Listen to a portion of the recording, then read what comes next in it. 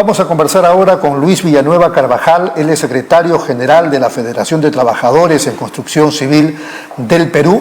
Y a propósito de estos temas que estamos tocando en el ámbito político, salvo que él me corrija, entiendo que Perú Libre y Pedro Castillo han tenido la oportunidad de expresar un discurso y de desarrollar conversaciones con esta importante federación de nuestro país. ¿Cómo está, señor Villanueva? Sí, muy buenos días. Muy buenos días y muy agradecido por esta oportunidad. ¿Me equivoco o así ha pasado? No, nosotros hemos cruzado una invitación a los dos candidatos que han pasado a la segunda vuelta. ¿Para cuándo? A la señora Keiko y al señor Pedro Castillo. Fue para el viernes 14. ¿Y fueron o no fueron? No fueron. ¿Ninguno de los dos? No pudieron porque hubo cruce de agenda. Le volvimos a reiterar la invitación para tener una reunión con cada uno de ellos y de manera separada. ¿Y? El señor Pedro Castillo respondió inmediatamente. Ayer hemos tenido la oportunidad de conversar con él. ¿Dónde fue la reunión? Nos ha visitado a nuestro local institucional en Prolongación Cangallo 670 y hemos tenido una reunión conjuntamente con los dirigentes de los sindicatos de Lima y también dirigentes del Comité de Obra, ¿no? ¿Y qué impresión tuvo de Pedro Castillo? Bueno, primeramente vamos a decir que no tuvo reparo en asumir o recoger las preocupaciones que tenemos los trabajadores. Más que plantearle reivindicaciones propias de los trabajadores, le hemos planteado una agenda mínima para el sector de la construcción, porque nosotros como trabajadores y como peruanos lo que queremos es una estabilidad en el país y también una estabilidad en el sector de la construcción, porque eso va a garantizar empleo, claro, y va a garantizar crecimiento de este sector importante para reactivar la economía del país, pero además atender pues a los sectores populares con viviendas populares que tanto falta hacen ahora. ¿Y qué dijo él? Bien, suscribió un acuerdo, un compromiso de 9 puntos y estamos pues convencido de que ha expresado muy buena voluntad para cumplir con ello, ¿no? ¿Y se van a reunir o se reunieron con Keiko o no ha habido recepción de parte de ella? No, todavía no tenemos respuesta, ¿no? Esperemos que antes del 6 de junio nos pueda aceptar, porque es bueno que ambos candidatos escuchen la voz de los trabajadores. Esa es, ¿no?, la idea. Esa es la idea. Y bueno, por los trabajadores no hay ningún inconveniente. Hay muchos trabajadores que, vamos a decir, tienen seguramente una opinión cerrada, pero la mayoría entiende que hay que hacer abierto, las condiciones exigen pues que tengamos otra visión de futuro, ¿no? ¿Y no les asusta a ustedes esas acusaciones de Pedro Castillo comunista, vinculado al terrorismo, al Movadef? Incluso lo que se publicó ayer, antes de ayer, una declaración de Bermejo diciendo que si llegamos al poder nos vamos a quedar, etcétera, etcétera. ¿Eso no le preocupa? Mire, no nos preocupa porque esto es una campaña sucia y terrible de parte de los grupos de derecha, lamentablemente. El señor Vladimir, que no está participando, vamos a decir, actualmente en estas candidaturas, pero sí sabemos que es secretario general de Perú Libre, que le ha dado cobijo al candidato Pedro Castillo, es el único que tiene denuncias en ese movimiento, pero sin embargo lo tildan de corrupta, condena. Pero sin embargo en Fuerza Popular no solamente la candidata, sino si usted ve la lista de quienes los acompañan, más de 50 personas que están denunciadas. Y además ojo, porque a veces se habla de corrupción, de aporte de la campaña, pero no nos descuidemos con que el narcotráfico, y hay indicios suficientes de que el narcotráfico está detrás de esa candidatura. No, eso ya es palabra mayor. Para eso hay que tener algunas evidencias. Pero yo te iba a decir, hay evidencias, no estoy asegurando, hay evidencias y hay que hacer las investigaciones pertinentes porque están apareciendo muchos apoyos supuestamente voluntarios y no se sabe de dónde viene el financiamiento.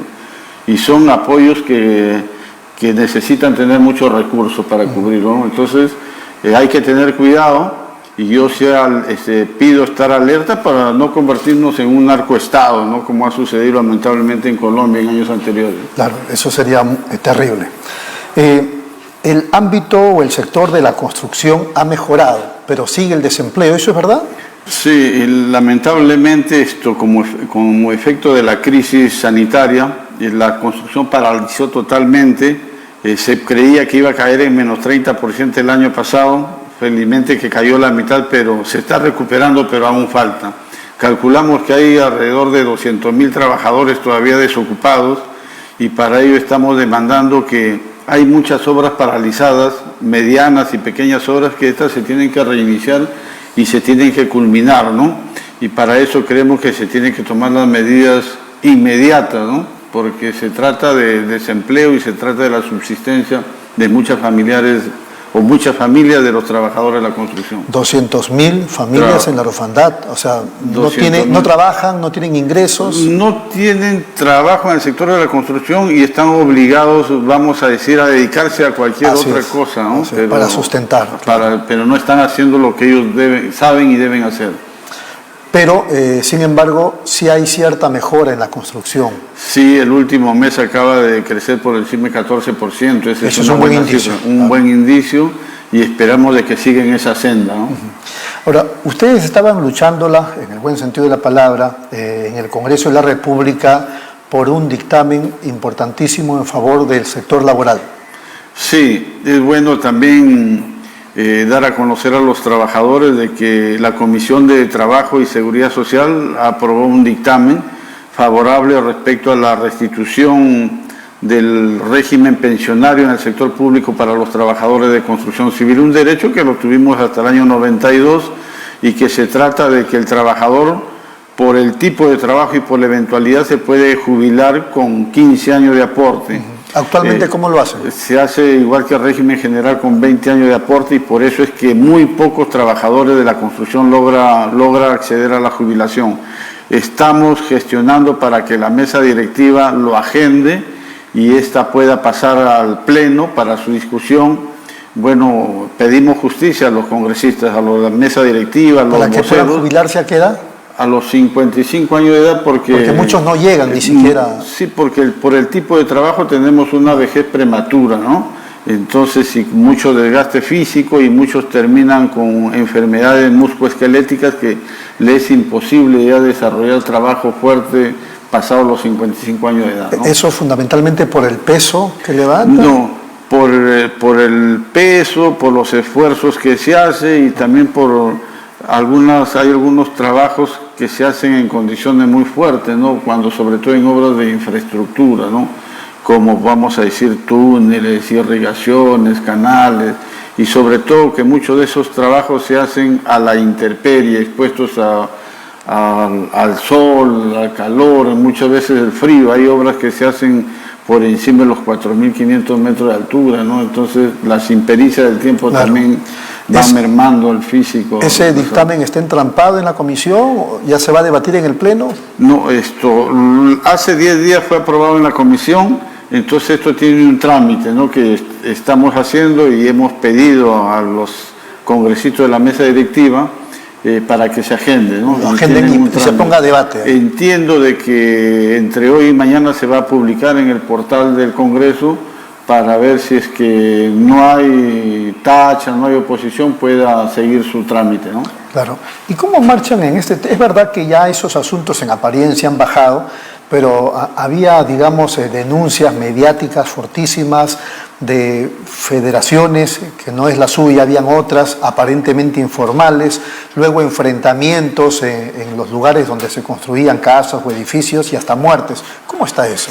Lamentablemente el crimen organizado sigue inmerso dentro de la construcción.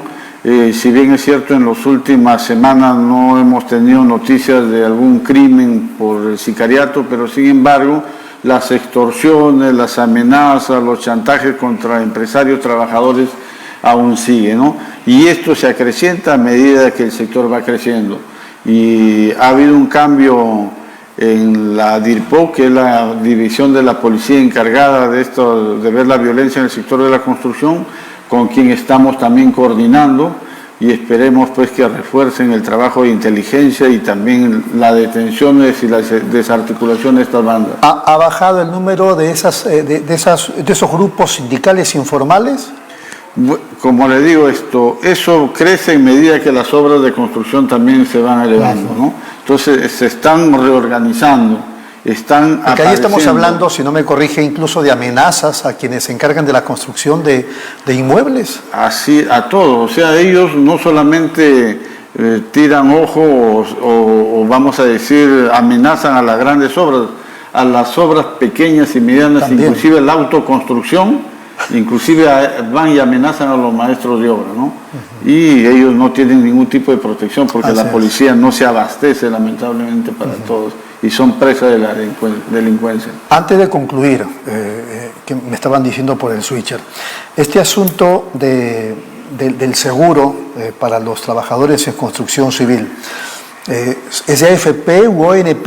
¿Depende de los trabajadores? ¿Cómo es el tema? ¿Qué tipo de régimen es? Mire, si estamos hablando de las pensiones, el trabajador normalmente debería optar por un sistema privado o un sistema nacional. Claro.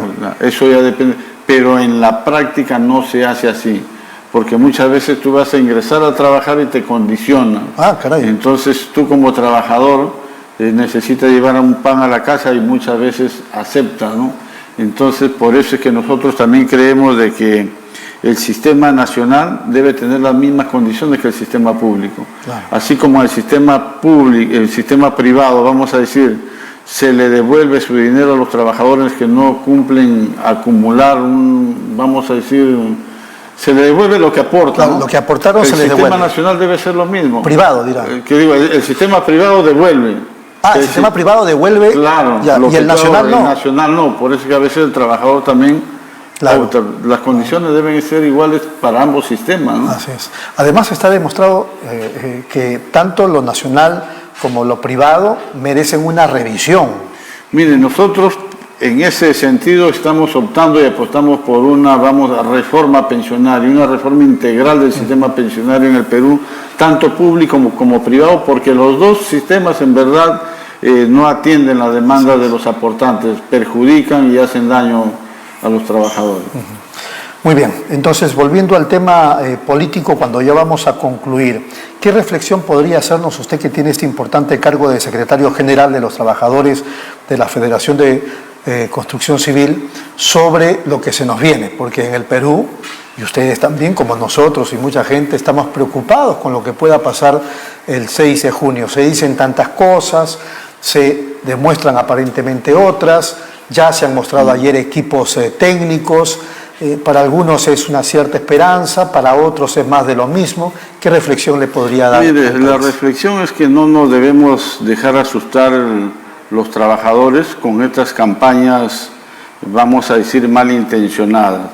Esto es cierto que hay una opción de izquierda y hay una opción de derecha para tomarla libremente y voluntariamente.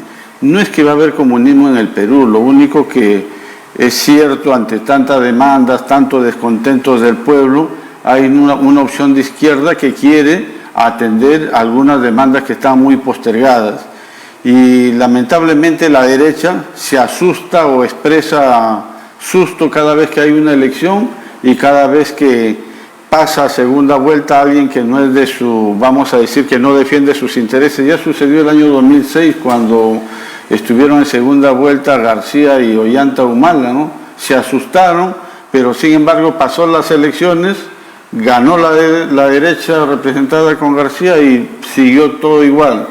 Pasó igual el 2011 cuando cambiaron a Ollanta Humala de su gran transformación, claro, a la hoja de ruta. Pasan las elecciones y se olvidan del pueblo. Ha pasado igual el 2016, ¿no? Y o sea, usted diría que Castillo es una consecuencia de... Consecuencia de la mala gestión gubernamental de los diferentes gobiernos. No han atendido las necesidades del pueblo. Y no es que Castillo esté planteando que va a traer el comunismo, porque eso es mentira. Lo que se va a hacer es atender las demandas postergadas respecto a educación, salud, trabajo, y eso es lo que se necesita, ¿no? Señor Villanueva, ha sido muy amable, muchas gracias. Muchas gracias a usted. Ha sido Luis Villanueva Carvajal, secretario general de la Federación de Trabajadores en Construcción Civil del Perú. Muchas gracias por la atención prestada. Permiso.